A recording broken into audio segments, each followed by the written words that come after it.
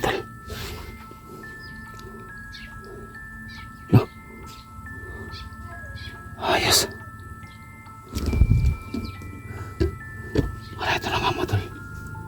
Ito na nga. Tingin sa atin. Ayos.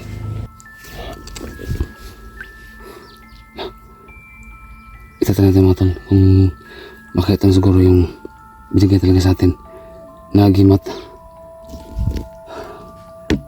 Tara. Doon natin itatry sana. Serya mga tol.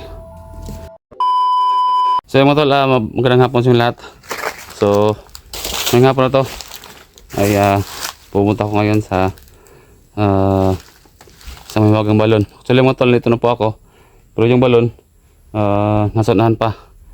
So ang purpose ko ngayon mga tol ay itatry ko na makahingi sa kanila ng agimat ulit.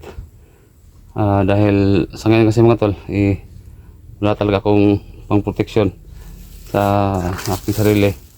So natry ko lang naman mga tol, nagbabakasakay lang naman na sana mabigyan. So dati kasi mga tol, marami akong dalang mga orasyon, mga proteksyon sa sarili ko, pero sila din yung dahilan kung bakit nawala na yung aking mga agimat. Dahil may dahilan din kung bakit. So nagsakripisyo na lang ako dahil sa aking kasama, dahil may mga komplikado yun, dahil may isang kasamahan ko na gustong kunin nila kapalit no ng basta mahabang kwento. Ewan ko lang kung nakita niyo po yung previous vlog ko. So ako na lang yung ako na lang po yung nagsakripisyo, pero may consequences si Diwata dyan na pwede naman na hindi ako pero kapalit din yung aking mga gimat. Kaya yun, so yung mga tol, itatry natin na puntahan yung balon. Sana mabigyan tayo ng agimat ulit. So tara, puntahan natin. So yung mga tol, yung balon andun sanahan. So try natin na kapitan, kasi wala talaga akong protection sa katawan ko. Wala akong protection. Yung aking tigal po dati na dating gamit ko, tigal po ay wala talagang epekto. Hindi sila nakakaramdam ng sakit or ano man.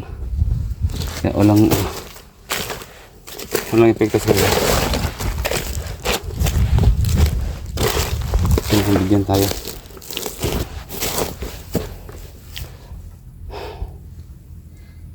Ang dami na mga nangyari dito mga tol sa balon na to. Kasi ang balon na to mga tol, isa talaga itong napaka mahiwaga napakahiwaga talaga itong balon na to. Ano ba ito? Ayan.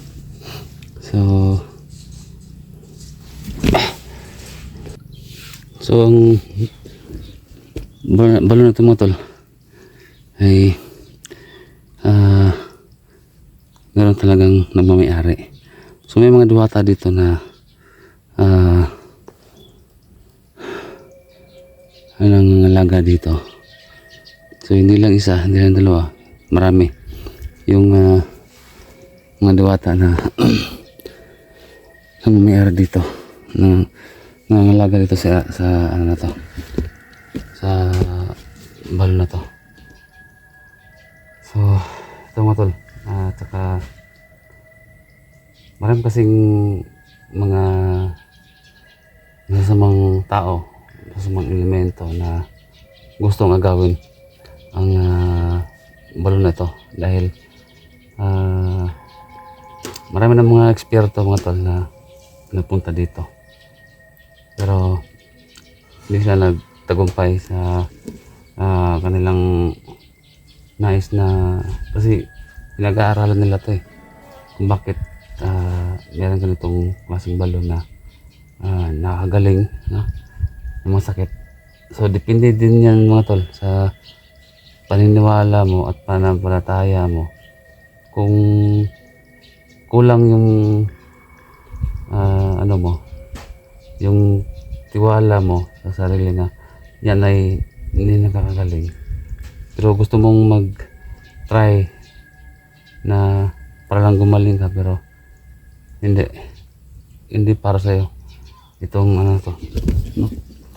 Hindi ka nila pagbibigyan ng pagkataon na maano mo yung katawan mo mabalik sa normal, yung sakit mo mawawala, hindi mawawala yun. No? So, depende sa paniniwala mo. So yung mga tolo, may kusang ano siya, no? Kusa talaga siyang may buhay talaga yung balon, no? So ito, ang purpose ko dito mga tol ay makakuha, no? Sa ating makahingi ng gimat protection sa sarili ko, no? Para makatulong din tayo sa mga samahan, no? Na kailangang tulungan. Alam ko mga tol na merong mga ano dito, mga nasa paligid lang tumitingin, pero hindi ko sila nakikita, pero nararamdaman ko yung mga aura nila, no? So ngayon,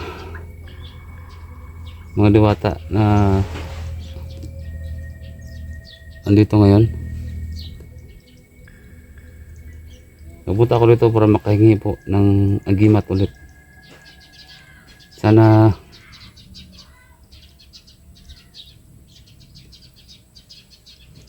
niyo po akong mapagbigyan ulit, no?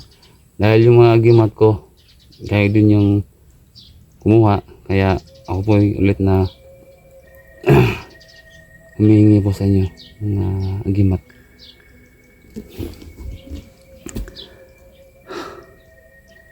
Mga diwata, alam kong dito kayo nakatingin lang.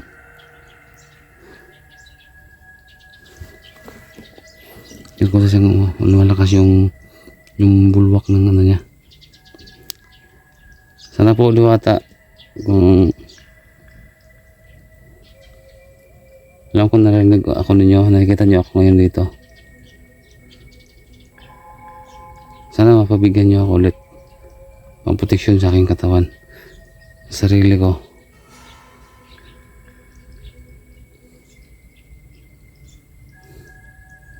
Okay mag-alala, limat, no? Okay mag-alala na mga diwata, kung nyo pong akong mapagbigyan ngayon ay magbibigay po ako sa inyo ng alay, kung ano man yung gusto ninyo, no? Gagawin ko, basta magkaroon lang ko ulit ng aking agimat. Saka sana po ay yun,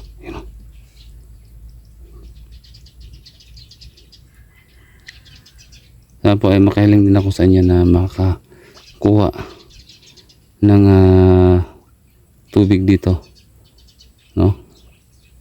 Para panglaban ko sa mga karaban. Makas yung bulak mga tolo, makas yung bulak.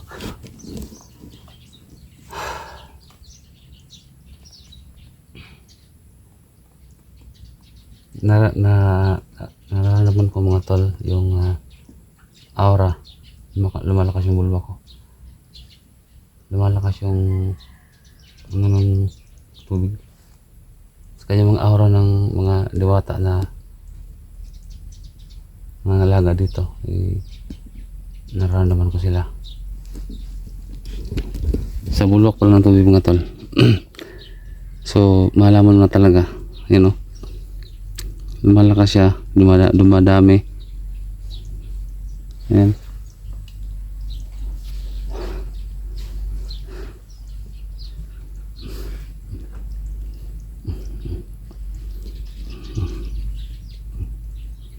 Madami siya.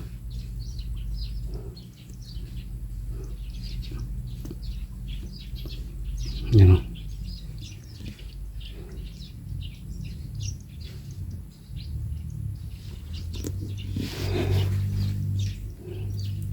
Wala pa rin nangyari mga tol. Wala silang sign na bakal ako mabibigyan ng agimat.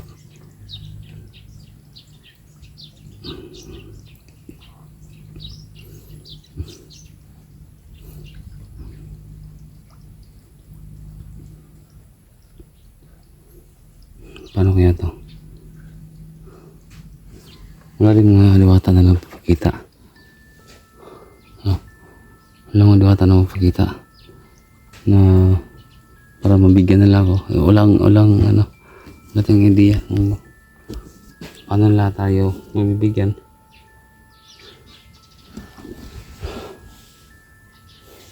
Wala.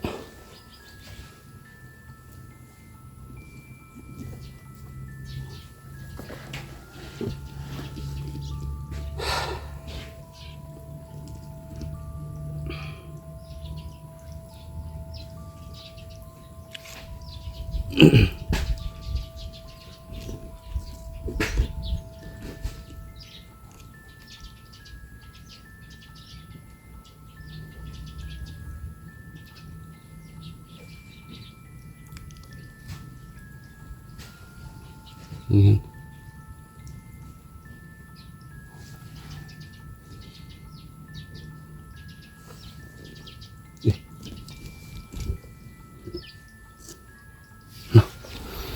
Ano to?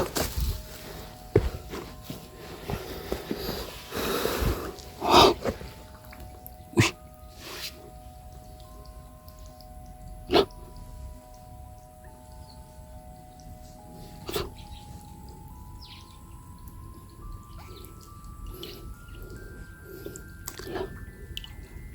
Laka. Matay.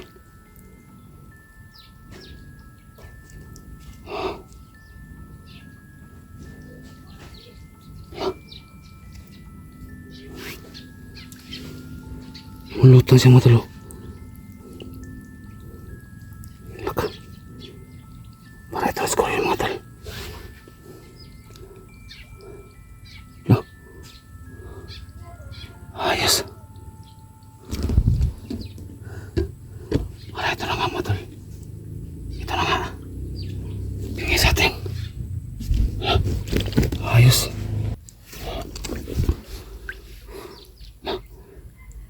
Itatanong natin mga tol kung makita na siguro yung binigay talaga sa atin na agimat. Tara. Doon natin itatry sa ano. Serya mga tol. Diwata. Maraming salamat sa inyo. Sa pagbalik ko. Magbibigay ko sa inyo ng pangalay. Maraming salamat mga diwata sa pagbigay niyo sa akin. Pero hindi ko pa alam kung paano ito gagamitin. Kung ano talagang kakayanin nito. So, tara mga tol. Mga diwata. Mga palapit sa akin.